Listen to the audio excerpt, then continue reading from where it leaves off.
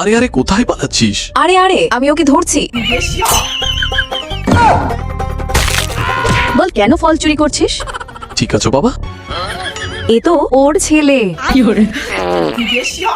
উফ, আজ বাঁচা গেল। আমি ভেবেছিলাম চোর, কিন্তু আসলে তো ওর নিজের ছেলে। হ্যালো বন্ধুরা, আমি তোমাদের জন্য ফল নিয়ে এসেছি, খাবে নাকি? আরে এ তো সেই কালকের ছেলেটা। হাই আমার জানো, কি করছো? তোমার কাজ শেষ হলো না এখনো? এখনো না প্রিয়া, অনেক কাজ বাকি। তুমি রুমে যাও, ওকে আমি সামলে নেব। থ্যাংক ইউ প্রিয়া। এখন এই ফাইলটা আমি প্রিন্সকে দিয়ে তৈরি করিয়ে নেব। প্রিন্স, চুপচাপই ফাইলটা বানাও। পিয়া, এটা তুমি কি করছো? নিজের কাজ নিজে করো। জেনি, তুমি একটু বেশি বলে ফেলছো। আমি এই কোম্পানির বস, আর যদি ও এটা না করে তবে আমি ওকে চাকরি থেকে ছাঁটাই করব। প্রিয়া, এত অহংকার দেখিও না।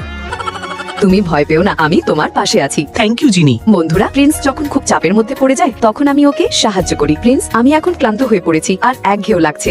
এসো আমার সঙ্গে চলো, আমি তোমাকে আমাদের দোকান থেকে কিছু ফল খাওয়াই। বাবা, এ আমার বেস্ট ফ্রেন্ড, আমরা দুজনেই এক কোম্পানিতে কাজ করি। বাবা, ওকে